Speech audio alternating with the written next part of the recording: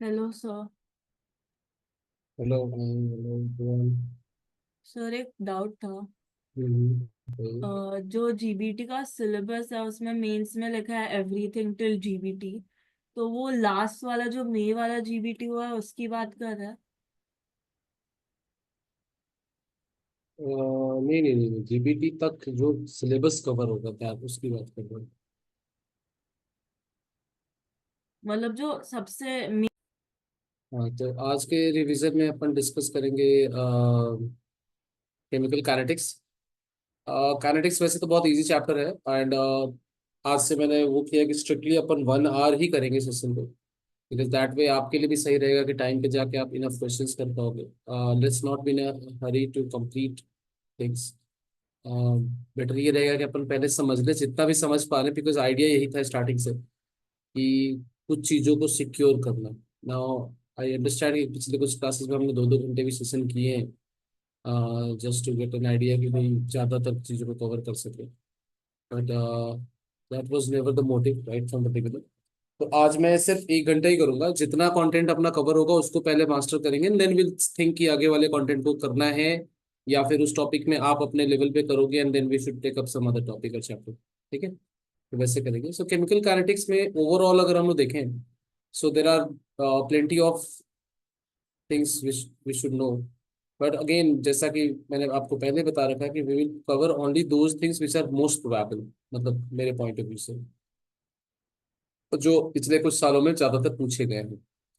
So to start with, सबसे simply अगर इस चैप्टर को एक्सप्लेन किया जाए तो इसमें बहुत सारी चीजें, जैसे कि आप देखोगे इसमें आपको मिलेगा रेट के बारे में, है ना, ऑर्डर के बारे में पूछा जाएगा आपसे, then integral and differential rate equation. तो थोड़ा बहुत आपको डिफरेंशियल इक्वेशन सॉल्व करने आना चाहिए। मे बी जब आपने पढ़ा था तब आप डिफरेंशियल इक्वेशन से उतने ज्यादा अवेयर नहीं थे, बट नाउ यू नो कि डिफरेंशियल इक्वेशन कैसे सॉल्व करते हैं।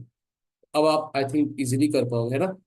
उस time I think differential equation हुआ नहीं था आप लोग यार, तो अब आप उसको इजीली क्रैक कर पाओगे। फिर कितने भी हालांकि इतना बड़ा डिफरेंशियल इक्वेशन भी नहीं होता, जस्ट द डेरिवेशन पार्ट जहाँ पे हम लोग डिफरेंशियल इक्वेशन थोड़ा बहुत यूज करते हैं, और इतना कुछ नहीं होता उसमें।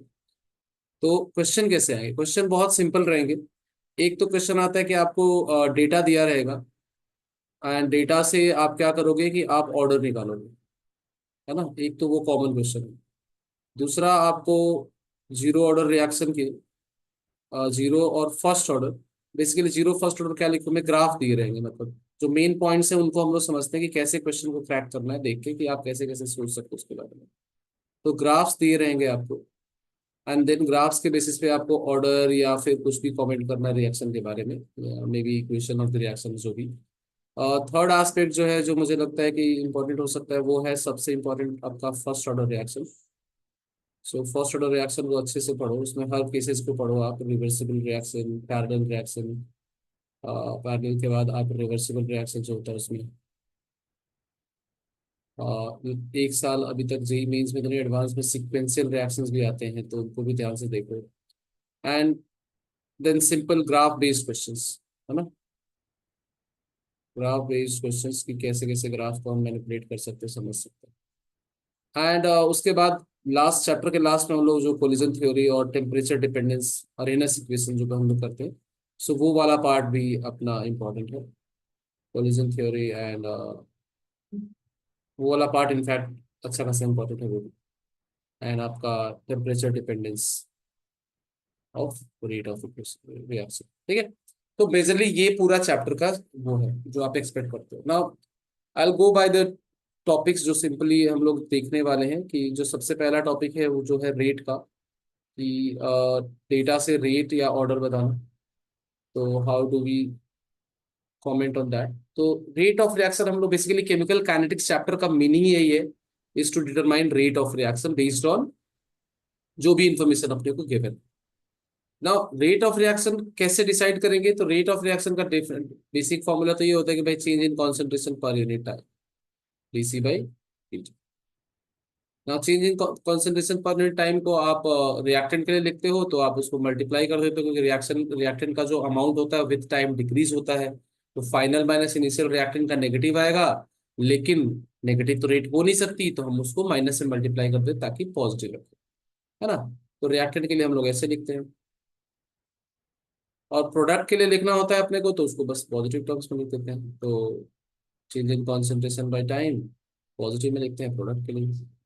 और अगर रेट ऑफ रिएक्शन की बात करें तो ये तो change in concentration of reactant में change in concentration of product हो गया। रेट ऑफ रिएक्शन में स्टोइकियोमेट्री भी आ जाती है। तो स्टोइकियोमेट्री में हम क्या करते हैं कि ओवरऑल रेट ऑफ रिएक्शन अगर आपको लिखनी है, for example A plus B gives C plus D, तो हम लोग बोलते हैं डिफरेंशियल रेट लो, जहाँ पे 1/a dA/dt is considered as rate. इसमें नेगेटिव से करोगे equals to 1 by, and this is very important formula, 1/b/dv/dt and 1/c/dc/dt, positive में लिखोगे इसको आप प्रोडक्ट को, and 1/d/dt। Now this one is very important formula.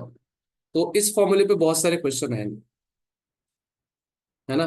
चलो देखते हैं इसमें कि कौन कौन से क्वेश्चन आते हैं इस फॉर्मूले पे। तो सबसे पहले इसको मार्क कर लो कि this is going to be very important formula, and इसको आप कहीं नोट कर लो। और इस फॉर्मूले पे क्वेश्चंस कैसे आएंगे उसको हम लोग एक बार देखते हैं, राइट। तो डायरेक्ट क्वेश्चन पे जंप करते हैं। It's not very tough topic, and also मुझे लगता है कि आपने बहुत बार इसको कर लिया होगा और रिसेंटली किया होगा, मतलब 11th के एंड में ही किया है अपन ने इसको, तो you will be able to tackle this easily. Yes mine. तो जो हमने पी इंफिनिटी वाले क्वेश्चंस किए थे वो आते हैं ना? इन्फिनिटी पे मतलब हम रिएक्शन प्रेशर वाला, करते हैं प्रेशर के हीट। टर्म में हाँ। फर्स्ट ऑर्डर रिएक्शन को टैकल करना, हाँ वो भी करेंगे अपन। अभी तो वहां कहाँ पहुंच गए आप, अभी नहीं नहीं, रहो। आपने हाँ वो हाँ। टॉपिक्स में नहीं बताया। वो फर्स्ट ऑर्डर में मैंने बोला ना, फर्स्ट ऑर्डर में सब कुछ आएगा। फर्स्ट ऑर्डर में सब कुछ आएगा, राइट।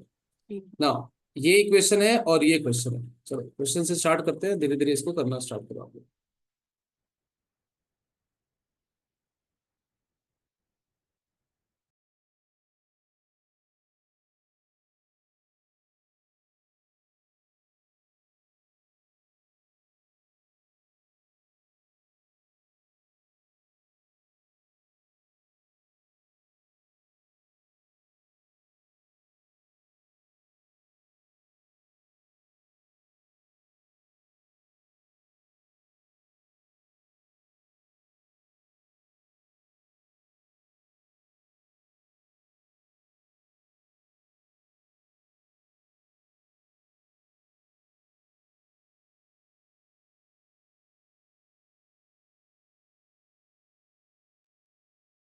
ये सारी शायद आया होगा, मैंने देखा नहीं अभी, बट हाँ ऐसे क्वेश्चन आएंगे। जेई में भी आए हुए हैं, मतलब I think most of the question which I have picked is from JEE. हालांकि काइनेटिक्स में मैंने कुछ अपने क्वेश्चन भी डाले हैं, because these are chapters, so I hope, मुझे जो लगता है कि कम प्रैक्टिस की होगी आप लोगों ने इसमें, तो मैं क्वेश्चन पे ज्यादा फोकस कर रहा हूँ। Conceptually you guys are strong in this as per my understanding.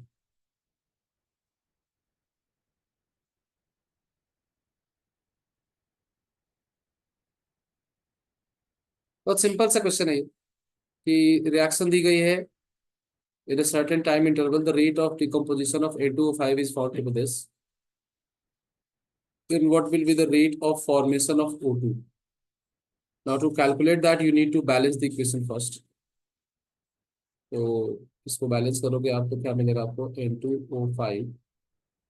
इस कैसे करना होता है इस क्वेश्चन को, NO2 के बारे में अगर हम लिखे तो 2NO2 plus half O2। It's a very simple question ना। तो जिस रेट से N2O5, देखो रेट का जो होता है ना यार, ये समझना बहुत जरूरी है कि रेट और स्टोइकियोमेट्री डायरेक्टली रिलेटेड होती है। नाउ इन द इक्वेशन जब आप लिखते हो इसको, तो आप ऐसे लिखोगे कि minus rate of disappearance of N2O5। और हर टर्म को समझना बहुत जरूरी है इसमें, because most of the time we make mistake there. तो मैं वो उसको क्लैरिफाई कर देता हूँ, चाहे सिंपल क्वेश्चन है, लेकिन I want to clarify this concept with you guys with this question. NO2 upon dt, and at the same time it will be equal to, sorry, हाँ ठीक है, 2 times D O2 by dt, मतलब 1/2 से 1/2, मतलब 1 by stoichiometric coefficient होता है, right. सो अब देखो यहाँ पे समझने वाली बात क्या है। सबसे पहले आपसे कोई पूछे कि आपको मैं बोलूं कि rate of appearance of NO2 इसमें से कौन सा वाला टर्म है, तो क्या बोलोगे आप। रेट ऑफ अपीयरेंस वाला टर्म NO2 का ये वाला है जो मैं हाईलाइट कर रहा हूँ, या कुछ और है।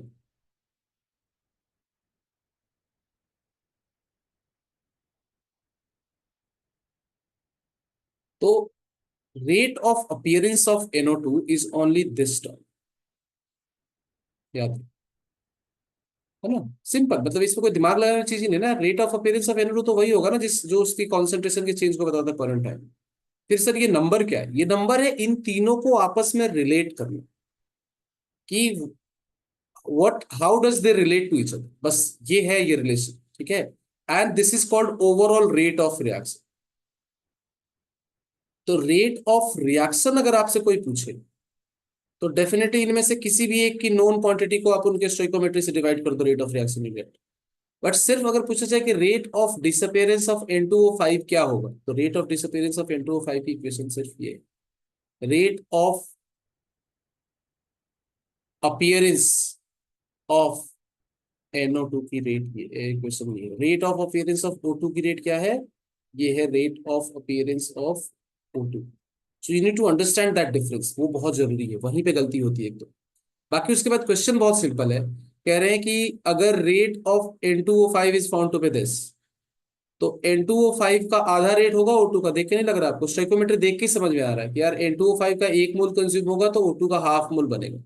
तो जो भी N2O5 की रेट है O2 की रेट उसकी हाफ होगी। और अगर नहीं समझ में आ रहा है तो डिफरेंशियल रेट लॉ यूज करके इन दोनों में रिलेशन ढूंढ लो साथ, सीधे सीधे क्या लिखोगे?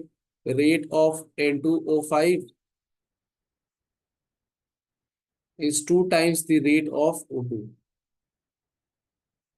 और अपने से रेट ऑफ O2 ही पूछ रहे हैं, तो बस rate of O2 is half the rate of N2O5। तो N2O5 की रेट 1.8 है, तो rate that means rate of O2 with time will be 1.8 by 2 into 10 to the power minus 3.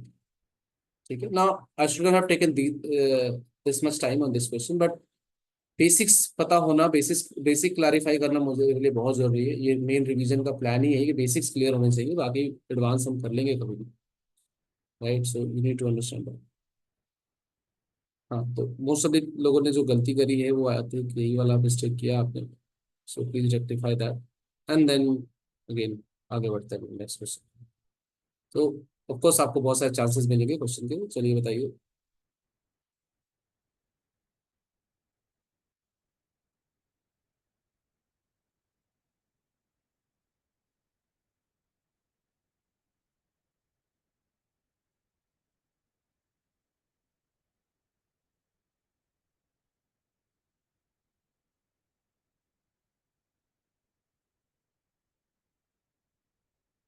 बताइए। Very simple question.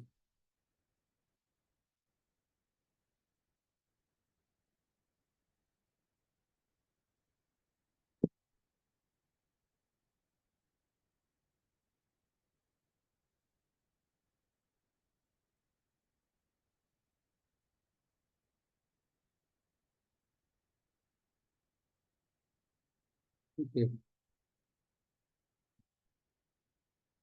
ठीक है। दो आंसर सी है, एक आंसर बी है।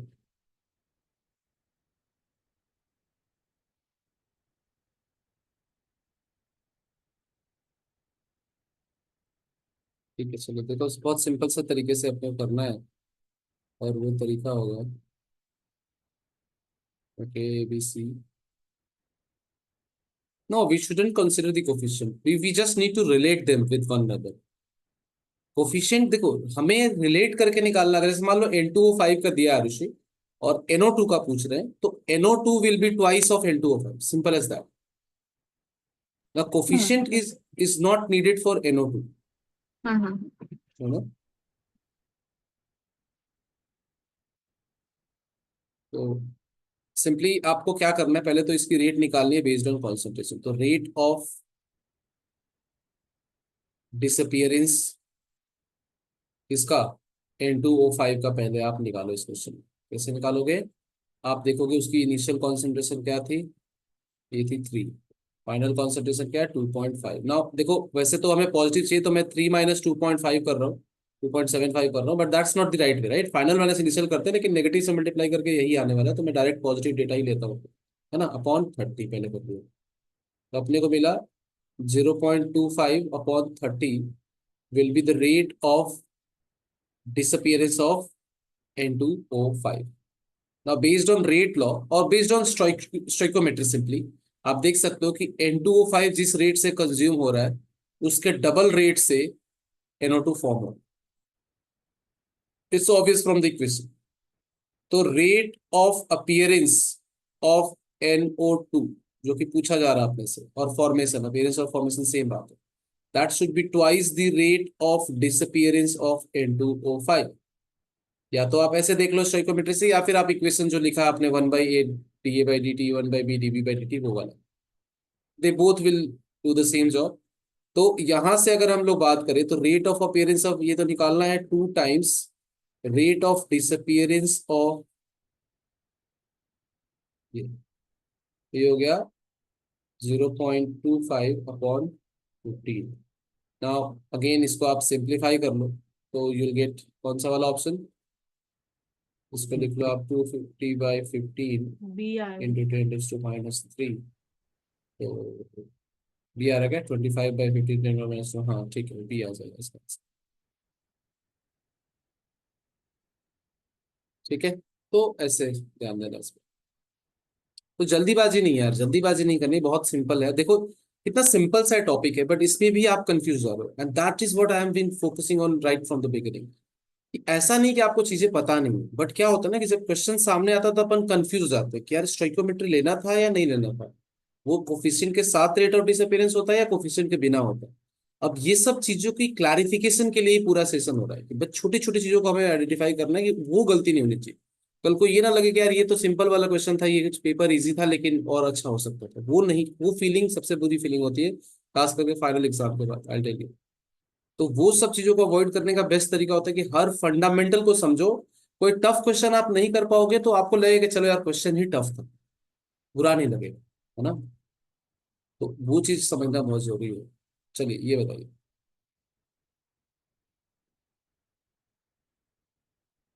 ये डायरेक्ट फॉर्मूला है तो इसमें मतलब टाइम नहीं लगना चाहिए। सर एक डाउट था पिछले वाले में। हाँ हाँ, बताइए। सर मैंने सेम किया 0.25/30। बस हाँ मैंने दोनों रेट इक्वल कर दिया उनका, मतलब रिलेशन के साथ। हाँ, तो गलत हो गया ना वो। हाँ वो समझा नहीं कि। देखो ना, अगर ऐसे तो कहो कि मोल को भी रिलेट करो तुम, तो 2 मोल अच्छा। N2O5 कंज्यूम होगा तो 4 मोल NO2 बनेगा ना। हाँ सर वो तो डबल समझा। रेट से बन रहा है ना। मैंने डिवाइड ही मल्टीप्लाई कर दिया। हाँ।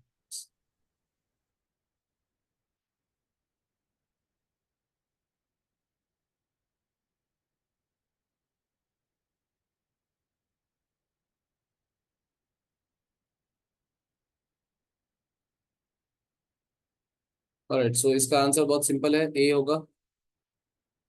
फिर से आप मल्टीप्लाई कर रहे हो, नील मल्टीप्लाई नहीं करना है, स्टोइकोमेट्री से डिवाइड करना होता है रेट निकालने के लिए। ठीक है, मतलब इक्वेट करने के लिए रेट तो कैसे भी निकाल लो। देखो rate by stoichiometry of one, rate of one upon stoichiometry of one is equal to rate of 2 upon stoichiometry of 2। और इसका लॉजिक भी समझो ना यार, इसका लॉजिक वही है कि इसका एक कंज्यूम होगा तो इसका 3 कंज्यूम होगा। तो अगर इन दोनों को इक्वेट करना है तो इसको इसके स्टोइकोमेट्री 1 से डिवाइड कर दो और इसको इसके स्टोइकोमेट्री 3 से डिवाइड कर दो, दोनों इक्वल हो जाए। दैट इज द आइडिया, है ना। तो इक्वेट करने के लिए हम लोग डिवाइड करते हैं स्टोइकोमेट्री से, और कुछ नहीं है। They are not equal, they are not equal. अगर इक्वल होता तो हम सीधे इक्वल लिख देते ना उनको। They are not equal, to equate them you have to divide with some particular number so that they all become equal. So the only number that comes accurately is their stoichiometric coefficient. आप कोई दूसरा number भी choose कर सकते हो सकता है पहले वाले को 2 से डिवाइड कर दो, दूसरे को 6 से और तीसरे को 4 से, then also they will be equal, but the simplest one will be the simplest stoichiometric ratio. उससे डिवाइड करते ही सब इक्वल हो जाएगा। So they are not equal. Obviously आप इक्वेशन को क्या रीड कर रहे हो, आप इस इक्वेशन को ऐसा थोड़ी रीड कर रहे हो कि यार रेट ऑफ N2 जो है वो रेट ऑफ H2 के बराबर है, नहीं। Rate of N2 is 1/3 the rate of H2, और यहां से भी तो यही कह रहे हो ना कि 1 मोल N2 3 मोल H2 कंज्यूम करेगा।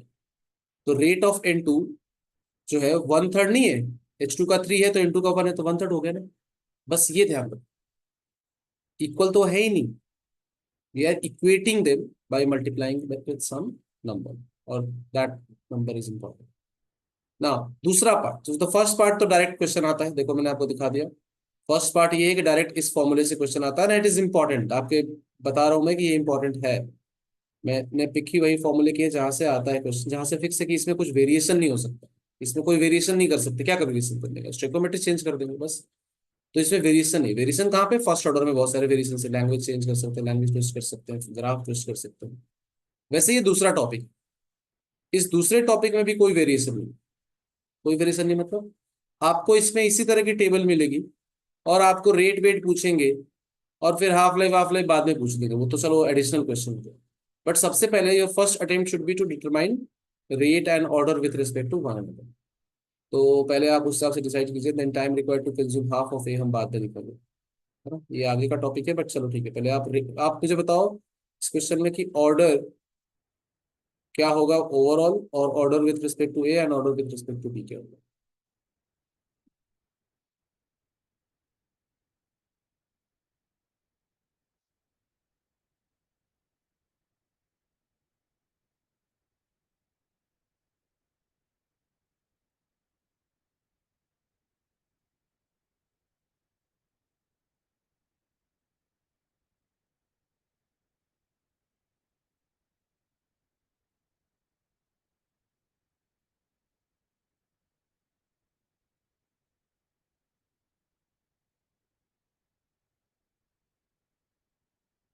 तो order with respect to A with respect to B मतलब? मतलब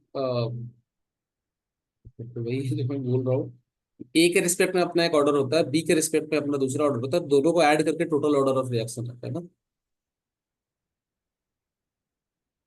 मतलब वो ए का तो मतलब वही पावर ना।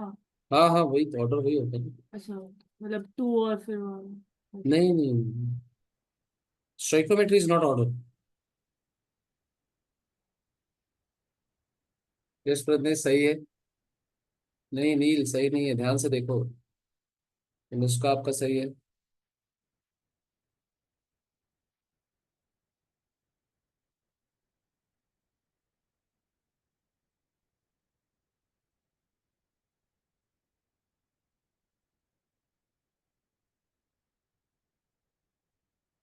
यस चैतन्य सही है।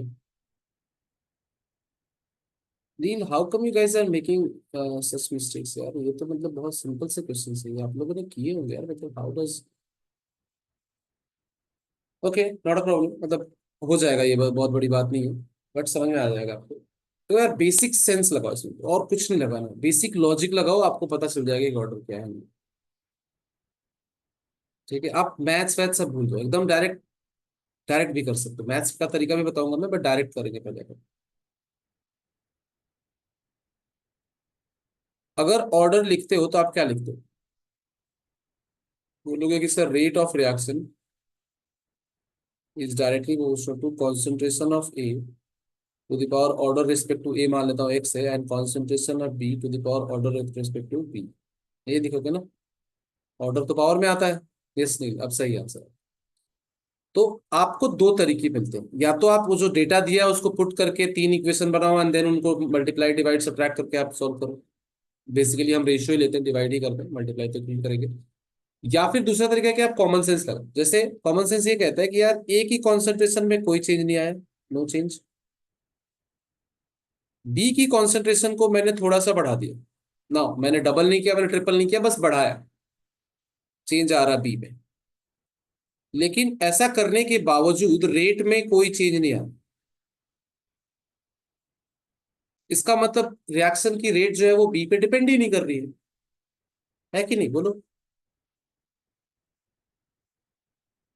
तो अगर इसका मतलब, इसका कंक्लूजन ये हुआ कि is rate is independent of B.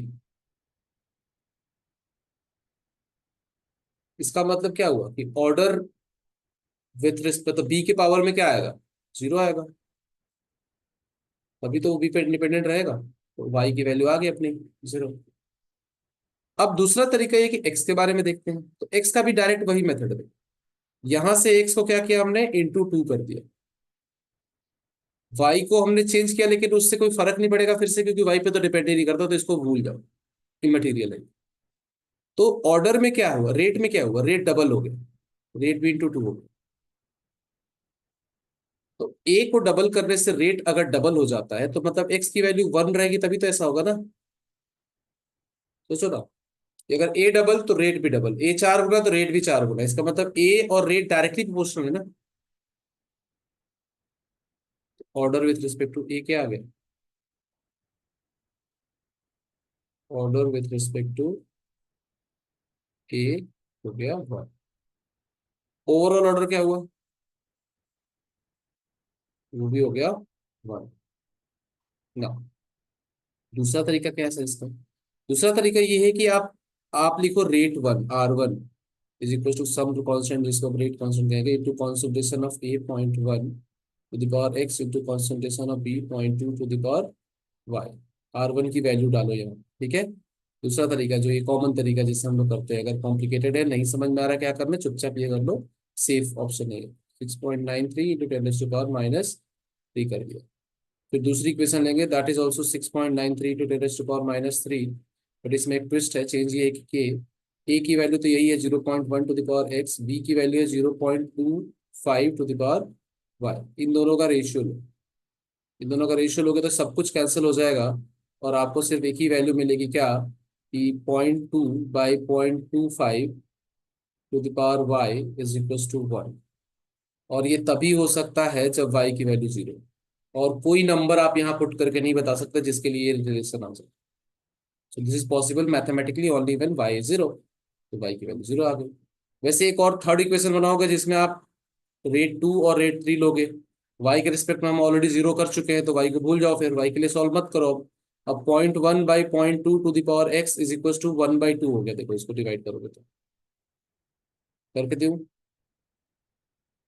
अरे करके दिखाऊं क्या, चलो कर देता हूँ।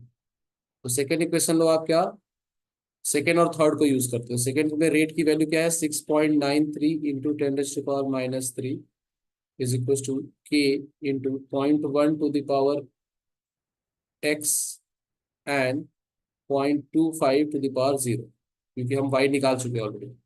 फिर दूसरा है 1.386 into ten to power minus three is equal to k into 0.2 to the power x and 0.3 to the power zero. इन दोनों का रेशियो लीजिए आप, इन दोनों का रेशियो लोगे तो आपको क्या मिलेगा, आपको मिलेगा इधर लेफ्ट साइड में मिलेगा 1/2 और राइट साइड में मिलेगा 0.1/0.2 which is again 1/2 to the power X. इसका एक्स का एक ही सॉल्यूशन है वन, बस हो गई। अब ये तो हुआ first part of the question जो इसमें नहीं पूछा गया ना। अगर आपको फॉर्मूला याद है तो अच्छी बात है, नहीं तो हम आगे करेंगे अभी। लेकिन आपसे पूछा जा रहा है half concentration of A consume होने में कितना टाइम लगेगा, तो टी हाफ का फॉर्मूला क्या होता था फर्स्ट ऑर्डर का, ln 2/k। हाँ ln 2/, तो बेसिकली होता था 0.693/k। अब के कैसे आएगा, तो इनमें से किसी एक इक्वेशन को यूज करो और के निकाल लो। जैसे मान लो मैं इस इक्वेशन को, इक्वेशन फर्स्ट इक्वेशन को यूज करता हूँ, तो मैं क्या लिखूंगा 6.93 into ten raise to power minus three is equal to k into 0.1 to the power x की वैल्यू वन आ चुकी है into 0.2 to the power zero, तो वैसे भी वन हो जाएगा। इसको डिवाइड करोगे तो कितना हो जाएगा 6.93 into ten raise to power minus two होगा क्या। और इसको हाँ सिंप्लीफाई सर। करोगे, p की वैल्यू आएगी 6.93 into ten raise to power minus two. यहाँ पे वैल्यू रखोगे इसकी तो हो जाएगा 0.693 upon 6.93 into ten raise to power minus three, तो ये बेसिकली 10 आ जाएगा, आएगा। Yes sir. That's your answer, है ना। सो ऐसा मुझे समझाना पड़ रहा है इसलिए मुझे वो आ रहा है, टाइम लग रहा है, बट एग्जाम में आपसे क्विकली हो जाएगा। लेकिन to follow these many steps, आप पहले अगर लूज कर दोगे तो गए, फिर आप छोटे से क्वेश्चन में फंसे रह जाओगे, घूमते रह जाओगे, फिर टाइम चला जाएगा आपका, है ना? तो ध्यान से देखना है, सिंपल क्वेश्चन ही होते हैं जो ज्यादा परेशान करते हैं। चलिए इसका बताइए, विदाउट मैथमेटिक्स, बिना सॉल्व किए आप बताओ मुझे। वाई की वैल्यू बाद में बताना, पहले ऑर्डर बता दो मुझे।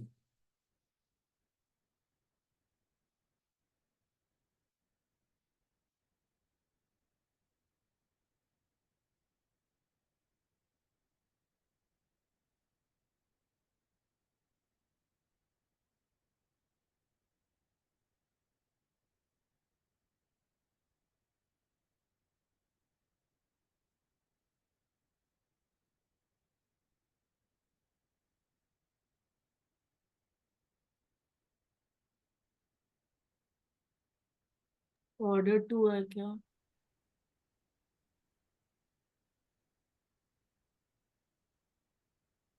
इंडिविजुअली बताइए। बी तो, एक मिनट, बी नहीं।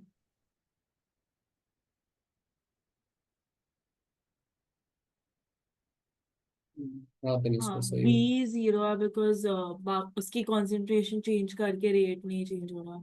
यस, बाकी टी में ए चेंज तो किया, 1 रेट होना सेम। चाहिए, फिर सब 1 होना। और ए को छोड़ देते हैं, पहले हम देखते हैं सी को। सी को डबल किया तो रेट क्या हो गई, डबल हो गई, है ना। तो सी के हाँ रिस्पेक्ट में ऑर्डर 1। और जब हमने ए को 1.5 टाइम्स बढ़ाया तो रेट भी ध्यान से देखोगे अगर आप, तो 1.5 टाइम्स ही बढ़ रही है।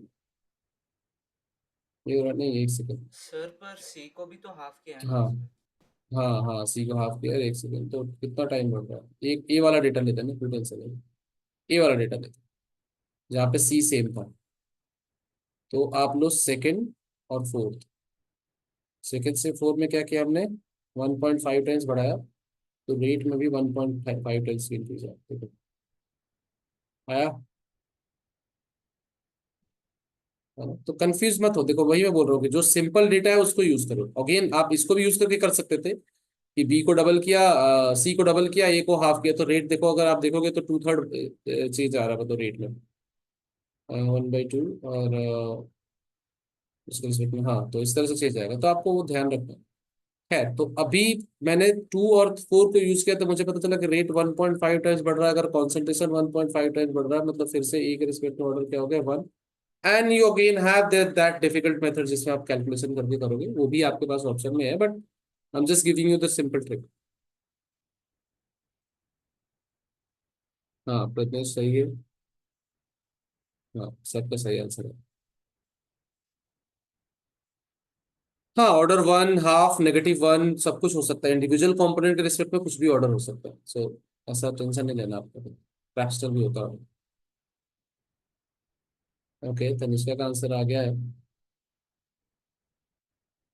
नाउ द आंसर अलग अलग आ रहा है। चलो, rate of the reaction for a 0.1, value 5। ये तो फिर डायरेक्ट निकालना है। ये तो डायरेक्ट निकालना है कि पहले पहला कोई डेटा यूज करके के निकाल लो, क्योंकि हमें रेट में की भी जरूरत पड़ेगी।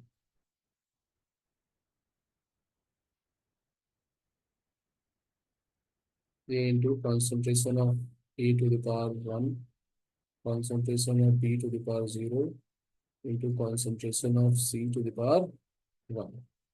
और रेट की वैल्यू दी गई है पहले वाले में, कितनी है रेट की वैल्यू, 6 × 10⁻⁻5। 6 × 10⁻⁻5 मैंने यूज कर लिया। तो इसको सॉल्व किया तो पता चला 0.1 × 0.2। तो इसको लिख सकते हैं 2 × 10⁻², कैंसिल करोगे 3 यहाँ से की वैल्यू आ गई कितनी, 3 × 10⁻³ ये आ गया। हाँ सर, यही है।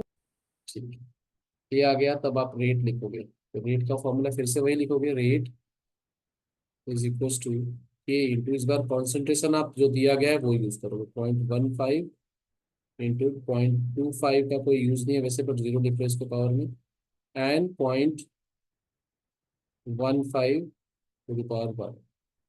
इसको सॉल्व करेंगे हम लोग तो रेट आ जाएगा 3 × 10⁻³ इंटू 0.15 इंटू 0.15। तो 10⁻, कितना हो गया, 10⁻⁻6 अगर कर लिया हम लोग, -6 नहीं, -4 -7, 10⁻⁻ माइनस किसके टर्म्स, -5 के टर्म्स में निकालना, ओके। तो आई थिंक 6.75 ही आएगा ये। 6.75 इंटू 10⁻⁻5। Very good Punita.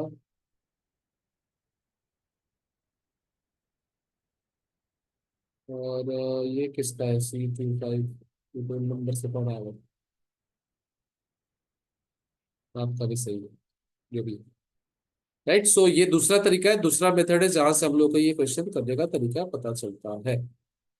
और so moving on,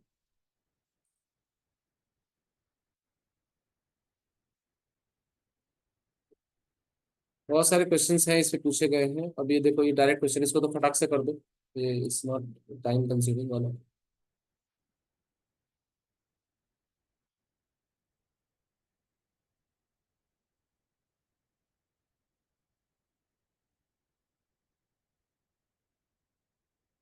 very good माही।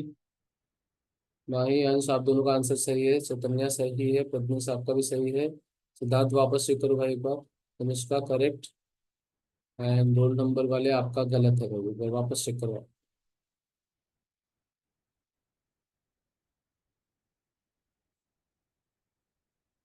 नहीं सिद्धांत,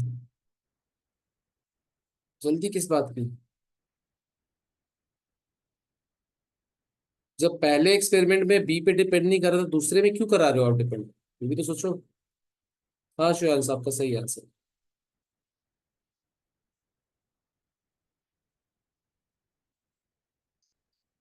now focus on this guys. बहुत सिंपल सा क्वेश्चन है कि नहीं है? देखो, इसको चेंज नहीं किया, इसको हमने डबल किया, रेट में कोई चेंज नहीं आया,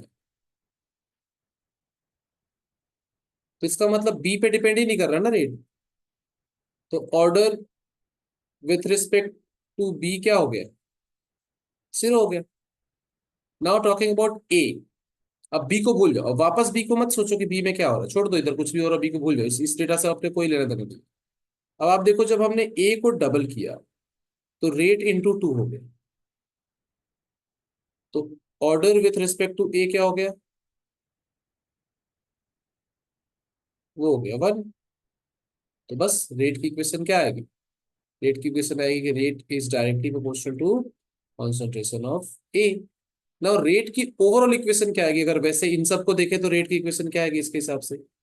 तो इसके हिसाब से rate of reaction will be, ROR will be 1 - 1/2 dA by dt, which will also be equals to minus dB by dt, which will also be equals to dC by dt, and that will also be equals to dt by dt। तो इनमें से कोई भी एक data दिया वो rate के बराबर, तो ठीक है, dC by dt सही है ना? तो वैसे मूविंग ऑन, बताइए। ये अभी इस साल आया था, 24 का क्वेश्चन है।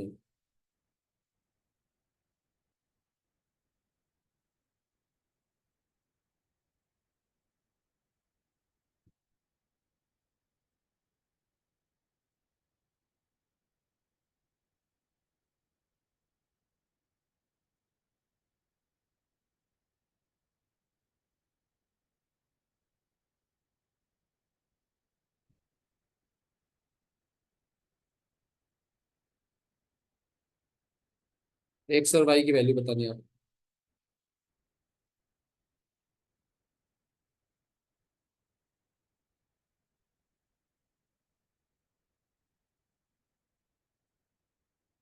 वेरी गुड तनिष्का, बहुत अच्छे।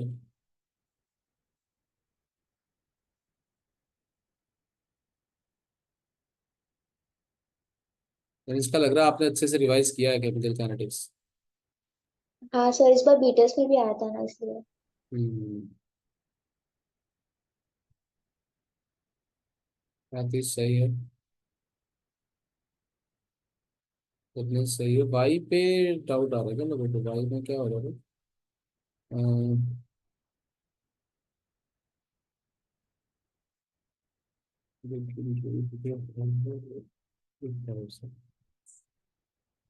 हाँ, इसमें तो इसका का ही सही आया, और जो शार्प का भी सही आया। बाकी सब वाई में गलत करे, नील आपका भी सही आया। देखो वाई में आप लोग फिर सेकेंड डेटा को मत देखो ना, सेकेंड डेटा को इग्नोर करो ना फिर। You need to understand that. या तो फिर सेकेंड वाले की वैल्यू डाल के फिर आगे बढ़ो, दोनों में से कोई एक काम करो।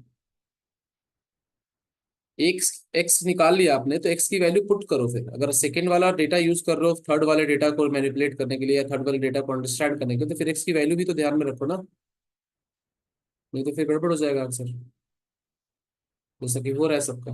हाँ प्रज्ञेश, अभी सही है। छोटी छोटी जल्दीबाजी में यही गड़बड़ी होती है, बस और कुछ नहीं। सो 0.1 से 0.4 हो गई रेट, मतलब इंटू 4 टाइम्स हो गई। कब? जब हमने बी में कोई चेंज नहीं किया और कह रहे हैं कि ऑर्डर इस बार दे दिया। देखो इस बार क्या क्वेश्चन घुमा दिया, अभी तक ऐसे क्वेश्चन नहीं आते थे, अभी 24 में है। कुछ नहीं किया, बहुत बड़ा क्वेश्चन नहीं है ये, बहुत लॉजिकल सा क्वेश्चन है। ऑर्डर दे दिया पहले ही और आप बोल रहे हैं कि कॉन्सेंट्रेशन क्या होगी ताकि इसका रेट 4 टाइम्स हो जाए। तो रेट 4 टाइम्स क्या होगी, तो कॉन्सेंट्रेशन को भी 4 टाइम्स करना पड़ेगा फिर अपने को। सिंपल सा लॉजिक है ये, क्योंकि ऑर्डर तो 1 है। तो कॉन्सेंट्रेशन को 4 टाइम्स करोगे तो एक्स की वैल्यू कितनी आ जाएगी, 80 आ जाएगी। अब यहां से गलती आप लोग क्या कर रहे हो, जो इनका आंसर 1 आ रहा है वो ये कर रहे हैं कि यहां से इसको तो पढ़ रहे हैं कि 0.4 से 0.8 डबल हुआ तो एक्स वाई की वैल्यू भी डबल कर देते हैं हम लोग। दैट इज ट्रू, लेकिन एक्स भी तो हाफ हो गया ना भाई यहाँ पे, जिसपे डिपेंड कर रही है rate। तो अगर आप वाई के रिस्पेक्ट में देख रहे हो ना, तो आप एक्स का चेंज वाले डेटा को भूल जाओ। सबसे आसान तरीका मेरे को ये लगता है कि अगर आप ये देख रहे हो कि बी के रिस्पेक्ट में क्या हो रहा है, so do one thing, do not take a data जहां पे ए भी चेंज हो रहा है और बी भी चेंज हो रहा है। अगर ऐसा कोई डेटा ले लोगे तो फिर आप कैलकुलेशन में कंफ्यूज हो सकते हो। मैं नहीं कह रहा हूँ कि डिफिकल्ट होगा, बट कंफ्यूजन हो सकता है ना। तो आप क्या करो, पिक अ डेटा जो कि जिसमें कि ए में जो चेंज आ रहा है वो या तो आपको इजीली प्रिडिक्टेबल है, दिख रहा है, क्योंकि ये अननोन था। तो अननोन चीजें अपने को ऑन पेपर दिखती है, टेबल में नहीं दिखती है। ये आपने आंसर में दिख रहा है, आपने लिखा है सबने 80, लेकिन आपको टेबल में तो दिख ही नहीं रहा है एक्स, तो आप उसको ध्यान ही नहीं दे रहे। So what we have done, हमने इसको 1/2 से मल्टीप्लाई किया है और इसको रेट में हमने 2 टाइम्स इंक्रीज देखा। तो इसका मतलब वाई में हमने 4 टाइम्स से मल्टीप्लाई किया होगा ना भाई, तभी तो ओवरऑल रेट 2 टाइम्स है। बोलिए।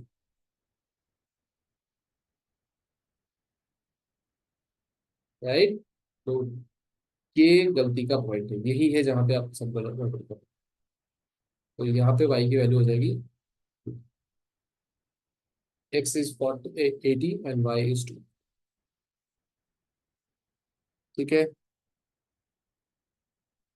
या फिर अगर ये भी नहीं समझ में आ रहा है भाई, तो इसका सिंपल तरीका वही है अपना, इकलौता तरीका क्या, कि वो रेट की इक्वेशन लिखो, फॉर्मूले में वैल्यू डालो, तो आप लिखोगे 0.1 is equal to some constant के इंटू 20 इंटू 0.5, ये पहला।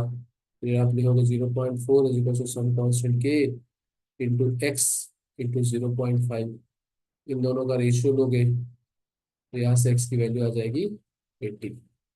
फिर आप दूसरी इक्वेशन लिखोगे क्या, 0.1 is the rate upon 0.8 is the last वाला रेट इज इक्वल टू, पहले वाला जब 0.1 रेट था तब एक्स की वैल्यू थी 20 और वाई की वैल्यू थी 0.5, और दूसरा वाला जब वैल्यू है 0.8 तो एक्स की वैल्यू है 40 और वाई की वैल्यू है वाई, मतलब डी की वैल्यू है नॉट एक्स, डी की वैल्यू। जहां मैं एक्स बोल रहा हूँ वहां ए है और वाई बोल रहा हूँ बी है।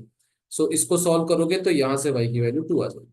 तो ये आपका सेफ मेथड है, इससे गलत होने का चांस ही नहीं है। तो अगर आप ट्रिक लगा रहे हो तो ध्यान रखो कि ट्रिक में गड़बड़ी ना करो, और नहीं तो आप ये मैथ्स कर लो ज्यादा इससे। ठीक है। Now moving on to the next part, and I'm आपके पास 15 minutes now. So in this 15 minute we'll try to cover up जो बचे हुए टॉपिक्स हैं, and then we'll move on। तब तक आप इन सब पे बेस्ड क्वेश्चंस करोगे, that is the main idea. In 2 topic जो मैंने अभी कराए हैं, इनको मतलब चार्ट जाओ, इनको इनमें से कोई एक भी चीज छूटनी नहीं चाहिए। आपसे क्वेश्चन आ गया तो किसी भी तरीके से क्वेश्चन घुमा दे, you should be able to understand that. ठीक है। Then comes zero order reaction. ना जीरो ऑर्डर रिएक्शन के बारे में क्या क्या पता आपको, कि rate is independent of concentration, पहली बात तो अगर आपको कोई रेट वर्सेस कॉन्सेंट्रेशन का ग्राफ बना के दे दे तो you should be able to comment कि यहाँ पे रेट है और यहाँ पे कॉन्सेंट्रेशन है, तो rate does not depend on concentration, rate will remain same with concentration. Understood. एक तो ऐसा ग्राफ आता है। दूसरा,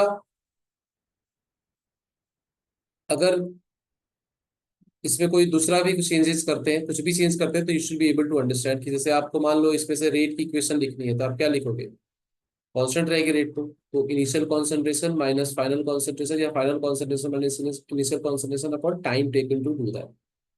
ठीक है। फिर इसको आप सिंप्लीफाई करते हो तो ये इक्वेशन आती है, बस और कुछ नहीं है।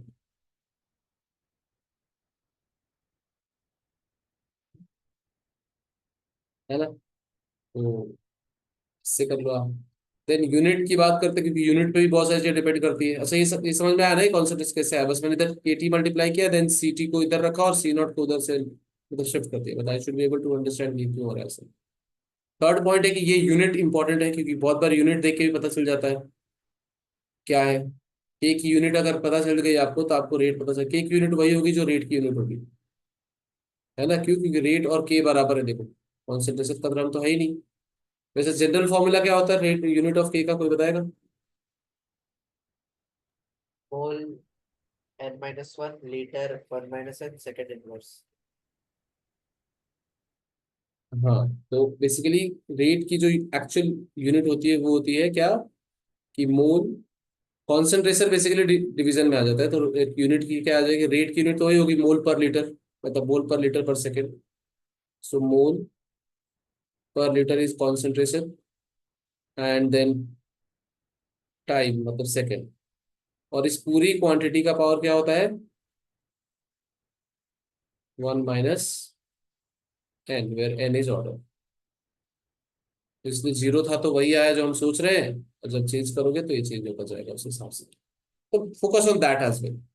Now time for complete reaction. Yes Neel बताइए। सर आई थिंक सिर्फ मोल पर सेकंड पे आता है ना 1 - n पावर। नहीं, सिर्फ मोल पर लीटर पे। नहीं, लीटर सेकेंड लीटर भी तो। इनवर्स तो बाहर रहेगा ना। हाँ नहीं, सेकेंड भी उसी का पार्ट है ना, मतलब मैंने इन्वर्स नहीं लिखा है, वही है। हाँ सर, देखो। क्योंकि हर एक इसमें तो सेकेंड इनवर्स रहता ही है, तो सेकेंड हाँ इनवर्स चेंज हाँ, नहीं होता ना ऑर्डर के हिसाब से। एक सेकेंड, हाँ मतलब सेकेंड इन्वर्स बाहर है बस, पूरा। बाकी सब ठीक है। मोल हाँ पर लीटर पे आएगा 1 - n, and then second inverse. तो ये हो जाएगा यूनिट ऑफ के। राइट। उसके बाद कंप्लीशन ऑफ रिएक्शन, मतलब पूरा कंप्लीट कब होगा जीरो ऑर्डर। देखो फर्स्ट ऑर्डर रिएक्शन कभी भी कंप्लीट नहीं होता, जीरो ऑर्डर रिएक्शन कंप्लीट करने के लिए क्या चाहिए, C0 अपॉन के। कुछ नहीं करना है यार, आपको कुछ नहीं करना है, CT को C0 के बराबर कर देना, है ना। क्या होगा कि मतलब CT को जीरो कर देना, CT को जीरो कर देना, final concentration is zero. Zero करोगे तो C0 is equal to KT हो जाएगा, तो C0/K is equal to time required for complete reaction. Half life के लिए क्या करोगे, CT को C0 के बराबर कर दोगे। सो T हाफ पे CT is equal to C0, value put करोगे, हाफ लाइफ की इक्वेशन क्या आती है, C0/2K। तो टी हाफ वर्सेस कॉन्सेंट्रेशन का कोई पूछे, या T half versus initial concentration का कोई ग्राफ पूछे, तो क्या होगा, स्ट्रेट लाइन। ये ध्यान रखो, मतलब इक्वेशन पता होनी चाहिए, तो अपने आप ग्राफ को रीड कर लो। फर्स्ट ऑर्डर रिएक्शन की बात करें, फर्स्ट ऑर्डर रिएक्शन में क्या क्या होता था, rate is directly proportional to concentration to the power 1, और आप इसको लिख सकते हो rate is equal to rate constant into concentration. ठीक है। तो इसमें हम लोग बहुत सारे फॉर्मेट पे इस इक्वेशन को लिखोगे ना, I will not go into the detail की कैसे हमने डिराइव किया, आपको पता है हमने डेरिवेशन कैसे कैसे किए हैं।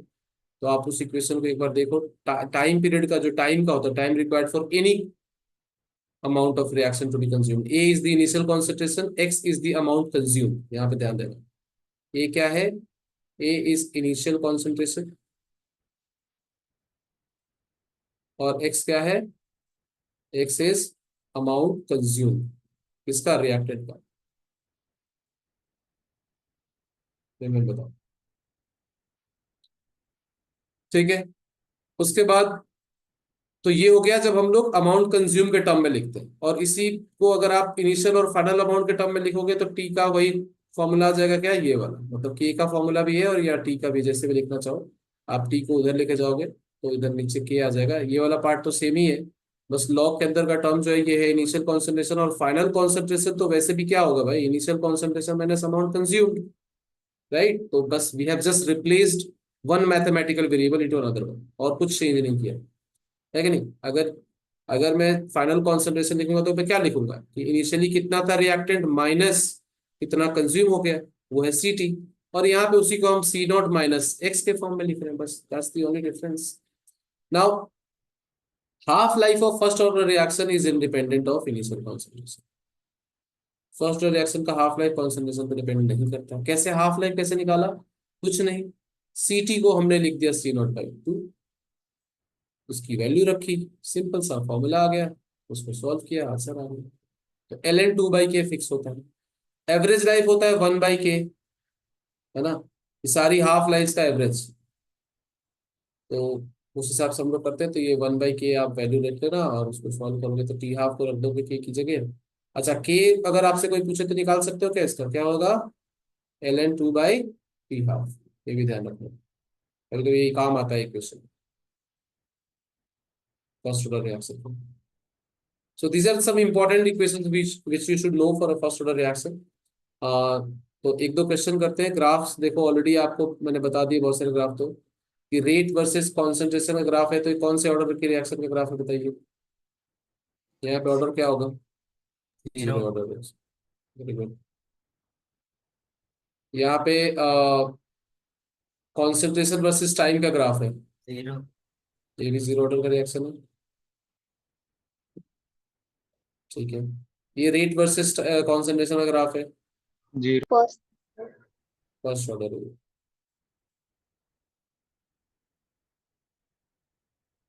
है ना। और कॉन्सेंट्रेशन वर्सेस टाइम का ग्राफ, First order. फर्स्ट ये भी order first order exponential graph जो होता है बस। ठीक है। और यहाँ पे ध्यान देने वाली बात है, ln कॉन्सेंट्रेशन वर्सेस टाइम का ग्राफ है, किसका होगा ये? क्या लगता है आपको? First order. फर्स्ट ऑर्डर का।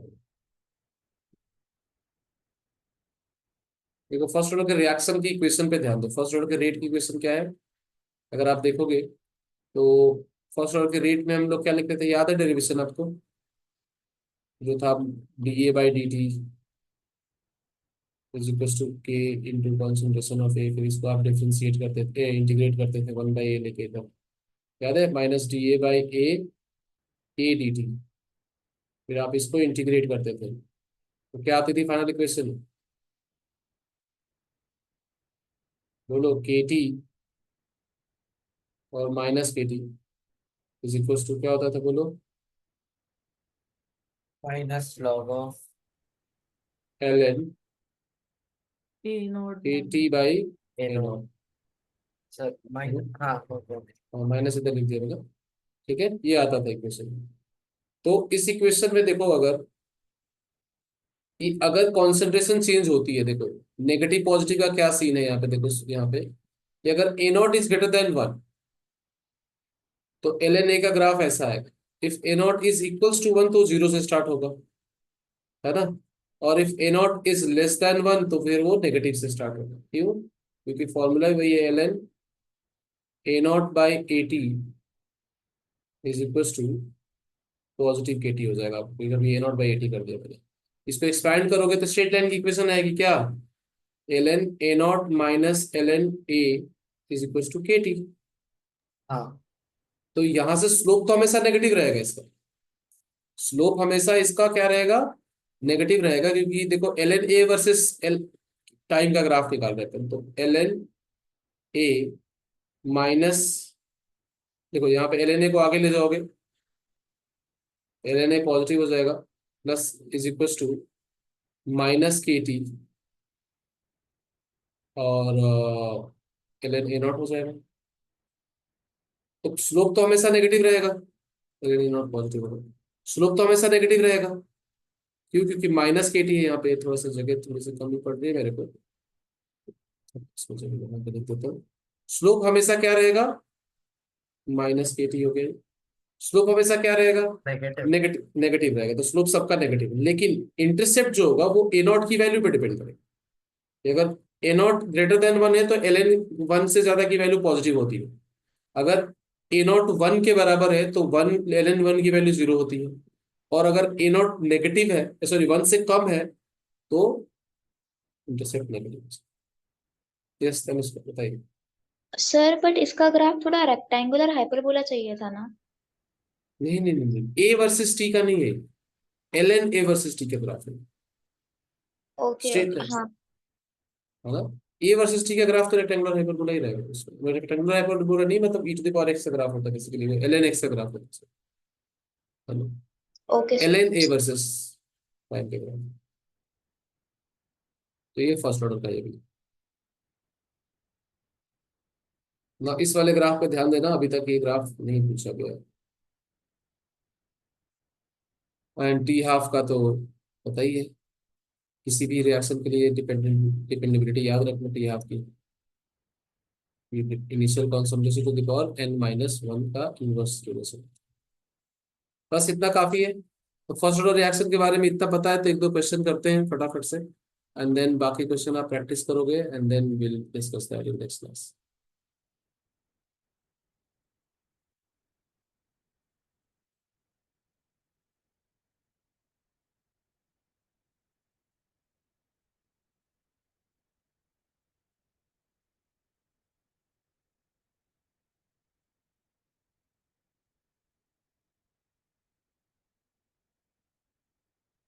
सर इसमें बताना क्या है?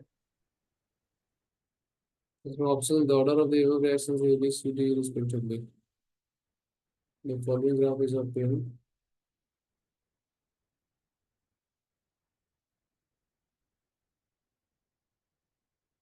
इसके ऑप्शंस आते हैं, इसके ऑप्शंस क्वेश्चन में देखो। सर ऑर्डर का वो बता रहे क्या, इंक्रीज इंक्रीज? हाँ वही हो सकता है, और तो कुछ इसमें कर नहीं सकता, जैसे log, log rate sir versus ये concentration. Question, I think options ऊपर है, बट इसमें दैट, शायद से हम लोग को बताना था कि किसकी रेट सबसे फास्ट होगी, उस टाइप बताइए। कोई नहीं, चलो नेक्स्ट क्वेश्चन करते हैं, क्वेश्चन की कमी नहीं अपने पास।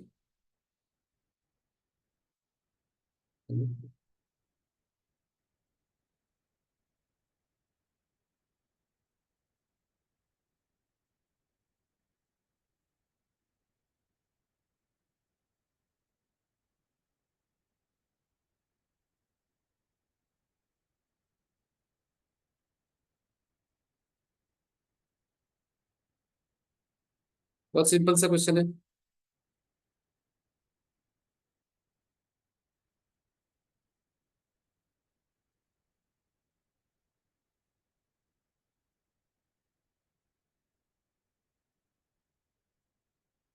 हम्म,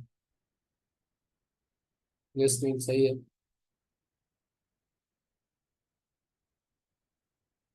ऑलराइट, सबके सही आंसर है इसमें, रत्नेश, आरुषि, तनिष्का। राइट, अभी ग्राफ से ही मैंने वही बोला, ग्राफ को ध्यान से देखना है और समझना है। तो अभी मैंने बताया था एल एन एक्स और L N A versus time graph first order के लिए आता है स्ट्रेट लाइन, और rate versus time graph zero order के लिए आता है स्ट्रेट लाइन।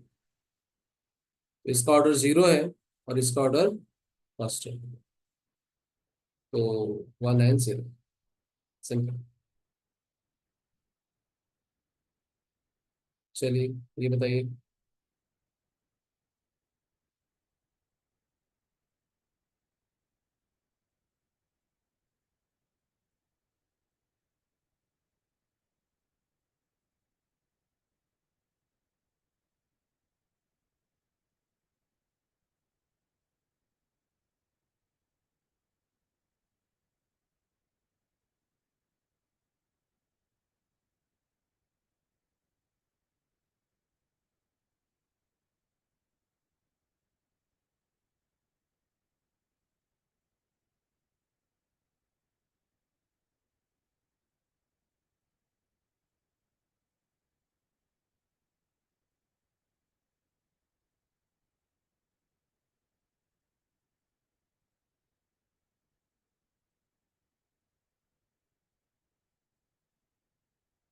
हम्म,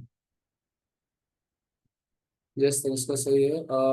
आरुषि आपका भी सही है, निशा आपका भी सही है।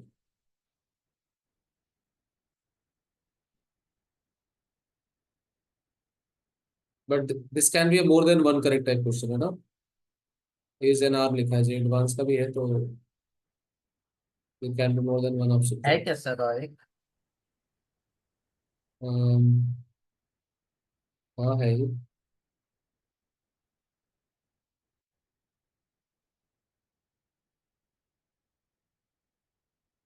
सर इसमें एक ही होगा शायद ऑप्शन। हम्म, हम्म, देखो ए तो होगा ही। आप चेक कर ऑर्डर दो अभी। ऑर्डर वन है, ठीक है, SN1 रिएक्शन है ये, ऑर्डर तो वन है, इसमें तो कोई दिक्कत नहीं है। ऑर्डर वन है तो T half is independent of initial concentration, तो ये तो हो ही गया। Initial rate versus initial concentration, zero order के लिए होगा ये तो ये तो नहीं, एक सेकेंड, इनिशियल हाँ जीरो ऑर्डर के लिए होगा, तो ये तो नहीं हो सकता। देन उसके बाद एक second, now this is bit confusion, हाँ याद है। Initial rate and initial concentration, ध्यान से समझो, इस लैंग्वेज को समझो, ये इनिशियल रेट है और ये इनिशियल कॉन्सेंट्रेशन है, पी नहीं है, ये पी नॉट है, राइट। तो initial rate has to be directly proportional to initial concentration ना, हाँ सर। और उसमें कोई स्लोप का तो है नहीं, के तो वैसे भी कांस्टेंट रहता है। तो initial rate will be equals to k into initial concentration P naught. तो अगर आप पी नॉट बढ़ा रहे हो तो इनिशियल रेट पे डिपेंड करेगा, तो ये कह रहे हैं कि डिपेंड नहीं कर रहा पी नॉट पे इनिशियल रेट, तो हाँ नहीं, ये गलत हो गया, ये नहीं होगा, ठीक है। Then next one is Q by P naught, product form upon initial concentration. तो product form basically rate versus concentration versus time, अगर आप पूछ रहे प्रोडक्ट का, है ना। तो विथ टाइम क्या होगा, कॉन्सेंट्रेशन ऑफ प्रोडक्ट बढ़ेगा कि घटेगा, घटेगा। प्रोडक्ट का। नहीं, क्यों ये प्रोडक्ट का है बढ़ेगा लेकिन with respect to initial concentration. Okay, हाँ ठीक है। है ना, तो वो तो कॉन्स्टेंट ही रहेगा ना। और एक तो बढ़ेगा और दूसरा सिंपली डायरेक्टली नहीं बढ़ेगा, e⁻x के टर्म्स में बढ़ेगा, हाँ है ना, सर, क्योंकि मेरा जो आया वो 1 - e⁻ है। हाँ माइनस इसलिए कि तुम रिएक्टेंट के टर्म्स में लिख रहे हो ना, पी के टर्म्स में, क्यू के टर्म में वही इक्वेशन लिखोगे तो तुम माइनस da/dt की जगह प्लस da/dt लिखोगे ना, अच्छा हाँ, ठीक है, है ना। समझो। तो इसलिए गड़बड़ा रहा हूँ, सो बाकी सब आपने सही किया है। So basically rate remains the same, बस इक्वेशन का ट्विस्ट आ जाएगा क्या, कि आप लिखोगे dq/dt is equal to k into concentration of p, p is the reactant by the way, है ना, q इज द प्रोडक्ट। तो इसको जब आप सॉल्व करोगे तो आपको मिलेगा ln p by P not, sorry ln q by Q not, तो वैसे भी जीरो होगा, लेकिन चलो ln q by Q not लिख लेते हैं, इज इक्वल टू क्या हो जाएगा। अच्छा यहाँ पे दो चीजें, पी और क्यू की डिपेंडेंसी भी ऐसी है, हाँ। तो पी के टर्म्स में निकाल लो इसको, एक काम करो, और क्यू के साथ रिप्लेस कर दो इसको, पॉजिटिव करो, क्योंकि पी और क्यू पे तुम कंफ्यूज हो गए ना, कि पी और वैसे तो कॉन्सेंट्रेशन सेम ही रहेगा, जितना पी कंज्यूम होगा उतना ही क्यू बनेगा, तो एक्स और वाई के टर्म्स में करोगे तो ज्यादा इजी रहेगा। लेकिन फिर भी मैं कंफ्यूज नहीं करना चाहता आपको, तो पी के टर्म्स में इक्वेशन निकाल लो और क्यू के टर्म्स में उसका नेगेटिव रिप्लेस हो जाएगा, राइट। तो वैसे भी कर सकते हो, या फिर आप एक्स वाई मान लो कि इसका ए नॉट था या पी नॉट था माइनस एक्स, तो ये एक्स बन जाएगा, तो आप लिखोगे ln dx/dt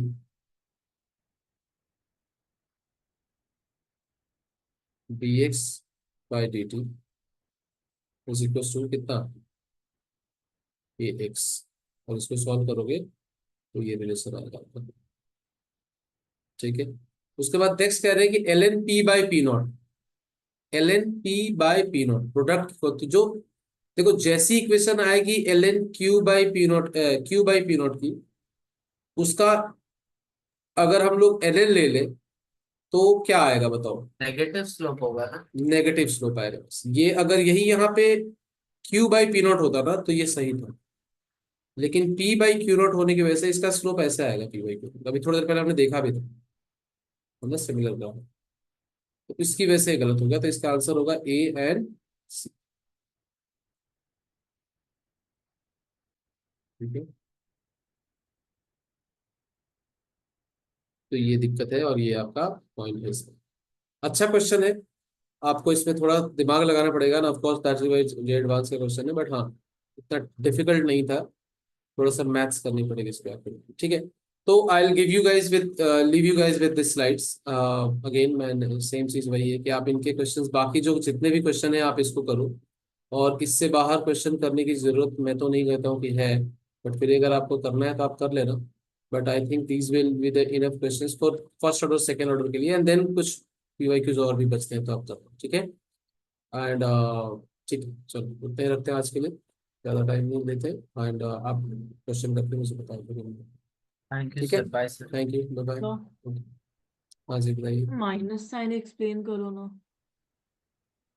minus sign explain कर रहा हूँ, देखो माइनस साइन हम लोग लगाते हैं रिएक्टेंट के साथ, प्रोडक्ट के साथ आप प्लस साइन लगाते हो। हाँ। तो क्यू तो प्रोडक्ट है ना यहाँ पे, हम्म। तो उसके लिए प्लस साइन लगा दिया मैंने। इसको सॉल्व करके दूं, ये बताओ आप क्या लिखोगे।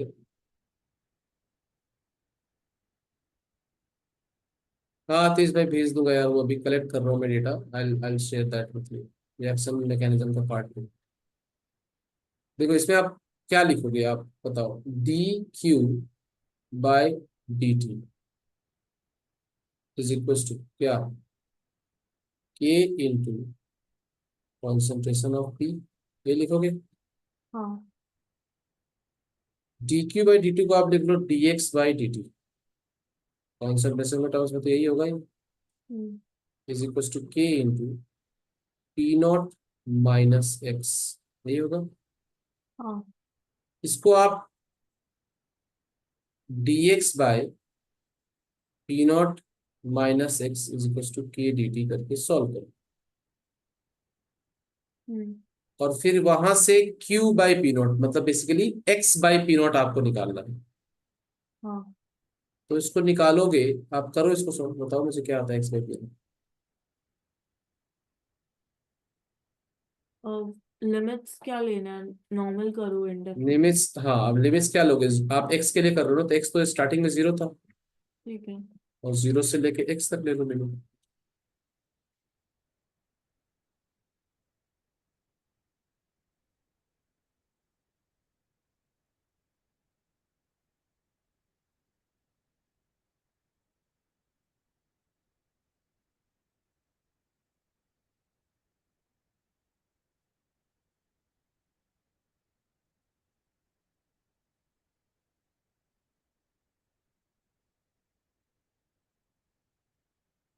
इससे तो ऊपर जीरो आ जाएगा ना, मतलब। हाँ आ जाए तो कोई दिक्कत नहीं, आने दो। नहीं मतलब lawn P naught minus x में पी नॉट तो एक्स लेंगे ना तो पहले, तो लॉन मतलब अच्छा ओके, इसलिए minus of lawn P not होगा, दैट तो फिर इज वो के पॉजिटिव हो टी। जाएगा yes। ओके। वही कह रहा हूँ, तो आप प्रोडक्ट के टर्म्स में या तो लिख लो डायरेक्ट रिएक्शन की इक्वेशन, डजंट मैटर, क्योंकि दोनों साइड से मतलब वो फर्स्ट ऑर्डर रिएक्शन ही है ना, तो हम्म। बस पी के टर्म्स में वेरी कर रहा है, लेकिन होगा वैसे ही। बस ये दो चीजें, क्या कुछ ठीक है। हाँ। चलिए थैंक यू वेरी मच। तो जीबीटी के लिए कौन से इंपॉर्टेंट चैप्टर्स रिवाइज करने के लिए प्रेफरेंस देना चाहिए?